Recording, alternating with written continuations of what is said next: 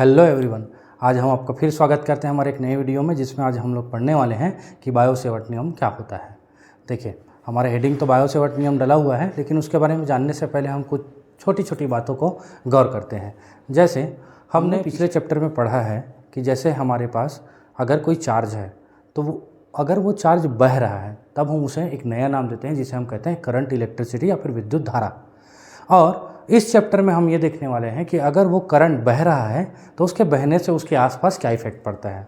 और इसमें सबसे पहला इफेक्ट जो होता है वो होता है कि अगर करंट फ्लो हो रहा है कहीं पे या बह रहा है तो उसके आसपास एक चुंबकीय क्षेत्र उत्पन्न होता है, मैग्नेटिक फील्ड डेवलप हो जाता है, मैग्नेटिक फील्ड जनरेट हो जाता है। ठीक है, तो उसको एक एक्सपेरिमेंट करके बताया गया। और इस एक्सपेरिमेंट के बारे में सबसे पहले जो प्रयोग किया था वो ओस्टेड नाम के वैज्ञानिक ने किया था। और उसने ये बताया था कि अगर कहीं पर करंट फ्लो हो रहा है तो मैग्नेटिक फील्ड भी आसपास जनरेट हो जाती है। जैसे इसको एक डायग्राम से समझते हैं। देखिए, आपको ये यहाँ पर एक चित्र दिख रहा होगा जिसमें हमारे पास यहाँ पर एक लटका हुआ कंडक्टर है, यानी कि चालक है, और यहाँ पर एक चुंबक है जिसको हमने फिक्स कर दिया है। तो चूँकि ये कंडक्टर मान लीजिए लोहा का होगा तो मैग्नेटिक होने के कारण, चुंबकीय होने के कारण, इस चुंबक के चुंबकीय क्षेत्र के प्रभाव में आकर ये किसी पर्टिकुलर डायरेक्शन में स्टे करेगा, ठहर जाएगा। फिलहाल मान लीजिए इस दोनों क्षेत्र से हम एक तार कनेक्ट कर देते हैं कुछ इस तरीके से, और दोनों तार को बैटरी के प्लस और माइनस से अगर कनेक्ट कर दें और की को ऑन कर दें, तो की को ऑन करने से इसमें करंट फ्लो होने लगेगा। और हमने ये ऑब्जर्व किया कि जैसे ही की ऑन किया तो ये भी, इसमें भी करंट फ्लो होने लगा। और करंट इसके फ्लो होने से ये थोड़ा सा डिविएट हो जाता है, थोड़ा सा क्या हो जाता है, घूम जाता है। तो हमने सोचा कि अगर यहाँ पर ये मोमेंट आया है तो कोई ना कोई कारण होगा। फिर ये देखा कि पहले से एक मैग्नेटिक फील्ड लगा हुआ है तो इसमें करंट बहने से एक दूसरा मैग्नेटिक फील्ड लगा होगा जो अपने फोर्स के डायरेक्शन में इस कंडक्टर को ले जाने का प्रयास करता है, जिसके कारण यहाँ पर भी मैग्नेटिक फोर्स लगता है। और उसी मैग्नेटिक फोर्स को कैलकुलेट करने के लिए जब ओस्टेड से पूछा गया कि इसमें जो चुंबकीय क्षेत्र उत्पन्न हो रहा है वो कितना हो रहा है, तो ओस्टेड इसको नहीं बता पाए। तो उसको समझाने के लिए फिर दो वैज्ञानिक, बायो और सेवर्ट नाम के आदमी जो है वो सामने आए, और उन्होंने एक अपना मैथमेटिकल प्रिंसिपल दिया, जिसके अनुसार से ये पता लगाते हैं कि अगर कहीं पर करंट फ्लो हो रहा है तो उसके कारण जो मैग्नेटिक फील्ड जनरेट हो रहा है उस मैग्नेटिक फील्ड को कैसे नापें, और उसका एक गणितीय सूत्र भी दिया। तो चलिए आज उसके बारे में चर्चा करते हैं कि वो गणितीय सूत्र कैसे दिया गया। देखिए, मान लीजिए हमारे पास कोई कंडक्टर है, कोई भी किसी भी प्रकार का कंडक्टर ले लीजिए कुछ ऐसा, और इसमें क्या हो रहा है, करंट फ्लो हो रहा है। इसमें करंट फ्लो हो रहा है जिसको हम नाम दे देते हैं क्या, आई। ठीक है, तो इसके आसपास क्या जनरेट होगा, मैग्नेटिक फील्ड जनरेट होगा। वो कैसे जनरेट होगा हम लास्ट में चर्चा करेंगे। तो मान लेते हैं कि इसके आसपास कोई पॉइंट है जिसका नाम हमने दे दिया है पी। ठीक है, और इसके ऊपर मैग्नेटिक फील्ड हमको फाइंड आउट करनी है कि इसके ऊपर मैग्नेटिक फोर्स कितना लग रहा है। ठीक है, तो हम चेक करते हैं कि अब इतनी सारी लंबी तार है, इतनी लंबी तार है, और इस लंबी तार के पर्टिकुलर पॉइंट के कारण मैग्नेटिक फील्ड लग रहा होगा। तो मैग्नेटिक फील्ड ऐसा नहीं है कि तार अगर बहुत ही लंबी है तो कहीं पर भी करंट फ्लो हो रहा है तो किसी भी पॉइंट पे वो जाके मैग्नेटिक फील्ड का फोर्स लगाएगा, ऐसा तो नहीं है, पर्टिकुलर टाइप पॉइंट का लगाएगा। तो हम इस छोटे से पर्टिकुलर इसके पॉइंट के लिए पर्टिकुलर छोटे से एक एलिमेंट ले लेते हैं या अल्पांश ले लेते हैं, जिसके कारण हम पहले से मैग्नेटिक फील्ड फाइंड आउट कर लेते हैं, छोटे जगह के लिए पहले फाइंड आउट कर लेते हैं। तो मान लेते हैं कि यहाँ पर कोई पॉइंट है जिसका नाम है ए और बी। तो ये ए बी एक एलिमेंट की कल्पना कर लेते हैं अपन, और इस ए बी एलिमेंट में भी यहाँ से करंट जा रहा है ऊपर की ओर। तो इस ए बी एलिमेंट में करंट जब फ्लो होगा तो इसके आसपास मैग्नेटिक फील्ड जनरेट होगा। तो ये पी पॉइंट पे कितना फोर्स लगाएगा उसको हमको कैलकुलेट करना है। ठीक है, तो जैसे हम लोग कैलकुलेट करने के लिए यहाँ पर एक काम करते हैं कि इस दोनों पॉइंट्स को हम क्या करते हैं, ज्वाइन करते हैं कुछ ऐसे। और ये जो ज्वाइन किए हैं उसको अपन नाम भी देते हैं कि ये डिस्टेंस कितनी है, तो ये डिस्टेंस है आर। ठीक है, ये भी सपोज करते हैं कि यहाँ पर जो एंगल बन रहा है, ये एंगल कितना बन रहा है, थीटा एंगल बन रहा है। ठीक है, तो ये कैलकुलेट करने के बाद पता चलता है कि अगर यहाँ पर मैग्नेटिक फोर्स लगा और उस मैग्नेटिक फोर्स को अगर हम B से डिनोट करें, मैग्नेटिक फोर्स कितना लग रहा है, B से डिनोट करें, तो B से टू डिनोट पूरे के पूरे लेंथ के कारण जो लगेगा वो हो जाएगा। तो अगर हम छोटे से लेंथ के कारण पहले निकाल रहे हैं तो एक एलिमेंट के कारण आने के कारण यही जो फोर्स होगा उसको कैलकुलेट करते हैं dB से। तो हमको ये पता चलता है कि ये जो मैग्नेटिक फोर्स है ड्यू टू एलिमेंट, यानी कि एक छोटे से अल्पांश के कारण लगने वाला चुंबकीय बल, वो हमको पता चलता है इसमें जितना ज़्यादा करंट फ्लो होगा उसके ऊपर डायरेक्टली समानुपाती हो जाएगा, डायरेक्टली प्रोपोर्शनल हो जाएगा। जितना भी करंट फ्लो हो रहा है उसके डायरेक्टली प्रोपोर्शनल हो जाएगा।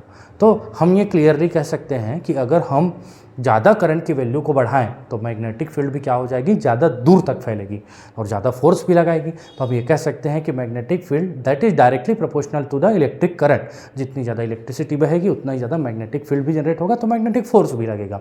ठीक है। दूसरी बात में हम ये कह सकते हैं कि ये जो मैग्नेटिक फील्ड है that is equal to dB, वो हमारे लेंथ के डायरेक्टली प्रोपोर्शनल है। तो चूंकि अभी हम लोग लेंथ की बात नहीं कर रहे हैं, एलिमेंट की बात कर रहे हैं, इसलिए हम इस एलिमेंट को ही चर्चा में लाते हैं कि उसकी लेंथ अगर पूरी की पूरी लेंथ L है तो पूरी लेंथ को ना लेकर के छोटे से एलिमेंट dl के लिए कैलकुलेट करते हैं, तो जो भी मैग्नेटिक फील्ड आएगा वो dl के डायरेक्टली प्रोपोर्शनल होगी या फिर लेंथ के डायरेक्टली प्रोपोर्शनल होगी। और चूंकि एलिमेंट के ले रहे हैं इसलिए एलिमेंट लेंथ को ही ले लिए हैं dl। और ये भी पता चलता है कि जो डिस्टेंस होगा अगर r, तो उस डिस्टेंस के स्क्वायर के इन्वर्सली प्रोपोर्शनल होता है। जैसे मान लीजिए कि ये कि हमारा dB है और ये डिस्टेंस जो है वो r है, तो वो r के स्क्वायर के इन्वर्सली प्रोपोर्शनल के बराबर होता है, इन्वर्सली प्रोपोर्शनल होता है। तो ये भी पता चला कि जितना ज़्यादा डिस्टेंस आप बढ़ाते जाओगे उतनी ही इंटेंसिटी या फिर मैग्नेटिक फील्ड क्या होता जाएगा, कम होते जाएगा। सिंपल सी बात है कि यदि मैं जोर से चिल्लाता हूँ तो पास वाले को आवाज़ ज़्यादा सुनाई देगा और दूर वाले को धीरे धीरे सुनाई देगा।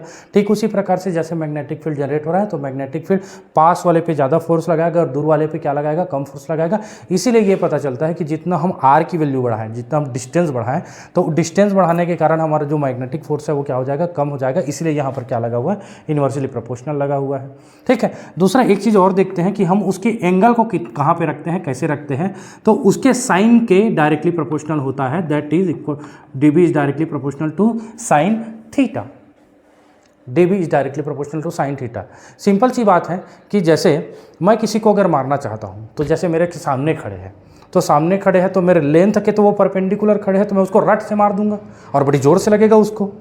और अगर मेरे कोई ऊपर है या नीचे है तो मेरा हाथ उतना जाने के लिए मेरे को मेहनत करना पड़ेगा, नीचे भी जाने के लिए मेरे को मेहनत करना पड़ेगा। तो अगर मेरे से सामने में है यानी कि मेरे लेंथ के परपेंडिकुलर में है तो मैं उसके ऊपर ज़्यादा जोर से बल लगा सकता हूँ। ठीक है। तो ये भी तो डिपेंड करता है कि किस एंगल पे है वो। अगर ऊपर खड़ा है तो कम बल लग सकता है, सीधे खड़ेगा ज़्यादा बल लगेगा। इसलिए हम यहाँ पर एक एंगल को भी कंसीडर करते हैं जिसे हम कहते हैं साइन थीटा। अगर हम चारों के चारों चीज़ों को कंबाइन करके लिखना पसंद करें तो उस हिसाब से ये हो जाएगा dB is directly proportional to IDL sine theta divided by r का स्क्वायर। देखिए फिर सभी चीज़ों के बारे में चर्चा कर लेते हैं। I इसके बारे में बताया भी कि जितना ज़्यादा आप करंट फ्लो करेंगे उतना ही ज़्यादा मैग्नेटिक फील्ड दूर तक जनरेट होगा, तो उतना ही ज़्यादा मैग्नेटिक फोर्स भी लगेगा। दूसरा था DL that is equal to length, यानी कि लंबाई जितनी ज़्यादा होगी उतनी ही दूर तक मैग्नेटिक फील्ड भी तो फैलेगा। मान लीजिए कि यही तार जो है वो छोटा सा है, इतना ही सा, तो अगर इतना सा है तो इसका मैग्नेटिक फील्ड इसके आसपास हो गया इतना सा, और इतना सा अगर तार की लंबाई है तो इसका मैग्नेटिक फील्ड इतनी दूरी तक फैला रहेगा, तो मैग्नेटिक फील्ड बड़ा हो जाएगा, तो उसके लेंथ के ऊपर डिपेंड करता है। और अगर बात करें r स्क्वायर की, तो r स्क्वायर के बारे में बताया कि अगर ये पास में है तो ज़्यादा फोर्स लगेगा इसके ऊपर, और अगर दूर में है तो इसके ऊपर कम फोर्स लगेगा। तो ये हो गया। और दूसरा सबसे लास्ट चीज़ जो है वो हमारा है साइन थीटा, कि साइन थीटा में हम ये बताएं कि एंगल को कंसीडर कर रहे हैं कि किस एंगल पे रखा हुआ है तो उसके ऊपर कितना फोर्स लगेगा। जैसे अभी आपको मारने का एग्जांपल देके समझाए हैं, तो अगर हम इसको देखें आगे बढ़ाएं तो हमको ये मिला कि dB is directly proportional to IDL sine theta divided by r square. अब अगर चेक करें तो हमारे पास ये जो डायरेक्टली प्रोपोर्शनल का साइन है कुछ ऐसा ये वाला, इसको अगर हम एलिमिनेट करना चाहें तो एक कांस्टेंट टर्म्स लगाते हैं, तो यहाँ हो जाएगा dB is equal to k, जो कांस्टेंट टर्म्स है IDL sine theta divided by r का स्क्वायर, ये हो जाएगा। अगर हम बात करें SI सिस्टम यूनिट की, तो इस SI सिस्टम यूनिट में हमारी जो k की वैल्यू होती है वो हम डिनोट करते हैं dB इज हम डिनोट करते हैं k की वैल्यू को म्यू नॉट अपान 4 पाई से, तो mu naught upon 4 pi IDL sine theta divided by r का स्क्वायर। ठीक है। अगर हम और देखें कि अगर न्यूमेरिकल हमको सॉल्व करना है तो इसकी वैल्यू हमको पता होनी चाहिए, तो ये पता है पहले से, दैट इज इक्वल टू 10⁻⁷, और ये हो जाएगा IDL sine theta divided by r का स्क्वायर। तो हमने अभी तक देखा कि यहाँ पर अगर किसी वायर में, कंडक्टिंग वायर में, चालक तार में करंट फ्लो हो रहा है, करंट बह रहा है, तो उसके कारण मैग्नेटिक फील्ड जो भी जनरेट होगा उसको बताने वाला जो व्यक्ति था वो ऑस्टेट था, और साथ में उसमें कितना फोर्स लगेगा, मैग्नेटिक फोर्स लगेगा, उसको बताने वाला जो व्यक्ति थे वो बायो और सेवर्ट थे। अब फिर से बात आती है कि डायरेक्शन क्या होगी, तो डायरेक्शन को बताने के लिए बायो सेवर्ट फेल हो गए, और इस डायरेक्शन को बताने के लिए मैक्सवेल नाम के वैज्ञानिक ने, मैक्सवेल जिसके हम कहते हैं J.C. Maxwell, James Clark Maxwell, उन्होंने एक अपना प्रिंसिपल दिया जिसके सहायता से हम डायरेक्शन को ईजिली फाइंड आउट कर सकते हैं। और उन्हें बहुत बढ़िया तरीके से बताया कि अगर आप इतना बना दिए हैं तो आपको थम्स अप दिया जाता है, यानी कि आपको अच्छा परफॉर्मेंस के लिए मैं आपको थम्स अप करूँगा। तो यही चीज़ को रूल के रूप में याद रखेंगे कि जैसे मान लीजिए कि करंट अपवर्ड डायरेक्शन में बह रहा है, अब करंट किधर जा रहा है, अपवर्ड डायरेक्शन में, तो बाकी उंगलियों को मोड़िए, तो बाकी उंगली जिस तरफ मुड़ जाएंगी या कर्ल हो जाएंगी जिस डायरेक्शन में, उसी डायरेक्शन में आपका मैग्नेटिक फील्ड क्या होगा, जनरेट होगा। इनकेस मान लीजिए कि हमारा करंट किधर जा रहा है, ऊपर की ओर, तो ऊपर की ओर जा रहा है तो हमारी उंगलियां कैसे कर्ल हो सकती है, कुछ ऐसे कर्ल हो सकती है। तो अगर ऐसे कर्ल हो जाएगी तो ये कौन सा डायरेक्शन है इसके लिए, तो इसके लिए डायरेक्शन है एंटी क्लॉकवाइज। तो हम बोल सकते हैं कि अगर करंट अपवर्ड के डायरेक्शन में जा रहा है तो हमारा मैग्नेटिक फील्ड जो होगा वो एंटी क्लॉकवाइज डायरेक्शन में जनरेट होगा, यानी घड़ी की विपरीत दिशा में। और कैसे जनरेट होगा, तो वो भी डायरेक्शन जो रहेगा वो सर्कुलर रिंग्स के रूप में रहेंगे, ऐसे छोटे बड़े सर्कुलर रिंग्स के रूप में रहेंगे जिनका डायरेक्शन क्या रहेगा, एंटी क्लॉकवाइज, कुछ ऐसा ये डायरेक्शन रहेगा। और इसी चीज़ को अगर हम लोग बोलें कि करंट जो है वो कहाँ से कहाँ आ रहा है, ऊपर से नीचे की ओर, तो हम इसको फिर से हाथ को पीछे नीचे की ओर कर सकते हैं। तो नीचे की ओर करेंगे तो यह हमारा डायरेक्शन देगा बाहर की ओर किसी पर्टिकुलर पॉइंट पे, तो ऐसा हमारा हाथ बाहर की ओर आ रहा है, तो हम कह सकते हैं कि करंट जो हो रहा है वो किधर बह रहा है, जस्ट अपोजिट डायरेक्शन में, क्लॉकवाइज डायरेक्शन में, कुछ इस तरीके से। तो इसमें हम डायरेक्शन देंगे तो ये क्लॉकवाइज डायरेक्शन देंगे, कुछ ऐसा, ठीक है। तो इन दोनों तरीक़ों से हमने ये पता लगा लिया कि एक में करंट जो होता है वो क्लॉकवाइज बहता है, करंट के ऊपर अपवर्ड फ्लो करने के कारण magnetic field anti clockwise generate होता है, और नीचे बहने के कारण क्लॉकवाइज जनरेट होता है। और इसी को और समझाने के लिए दो रूल और हैं, जैसे स्क्रू रूल बोलते हैं। तो स्क्रू रूल को तो आसानी से और समझा जा सकता है, ये समझिए कि जैसे अब करंट ऊपर जा रहा है या नीचे जा रहा है तब तो आसानी से पता लगा लेंगे अंगूठा रख के।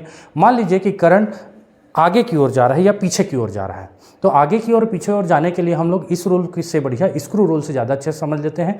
जैसे मान लीजिए आपके सामने दीवार है, तो दीवार में आपको स्क्रू करना है, स्क्रू को अंदर छेद करना है, तो स्क्रू डालने के लिए आप वहाँ पर स्क्रू ड्राइवर को कैसे घुमाएंगे, जब आपको अंदर लेके जाना है तो अंदर लेना है, तो आप स्क्रू अंदर कब जाएगा, जब उसको आप क्लॉकवाइज घुमाएंगे, क्लॉकवाइज डायरेक्शन में। तो क्लॉकवाइज डायरेक्शन में घुमाएंगे तो स्क्रू कहाँ जाएगा, अंदर की ओर जाएगा। और उसी स्क्रू को बाहर अगर निकालना है तो आप उसे एंटी क्लॉकवाइज डायरेक्शन में घुमाएंगे तो स्क्रू क्या होगा, बाहर आएगा। ठीक इसी प्रकार से अगर मान लीजिए आपका करंट अंदर की ओर जा रहा है तो आप उसको क्लॉकवाइज डायरेक्शन में मैग्नेटिक फील्ड जनरेट होगा, और अगर करंट बाहर की ओर आ रहा है तो स्क्रू कैसे आता था, बाहर की ओर, तो मैग्नेटिक फील्ड भी किधर जनरेट होगा, एंटी क्लॉकवाइज डायरेक्शन में जनरेट होगा। ठीक है। तो मान लीजिए करंट अंदर की ओर जा रहा है तो जिसे हम कहते हैं क्रॉस, और जब करंट बाहर की ओर आ रहा है तो इसे हम कहते हैं डॉट।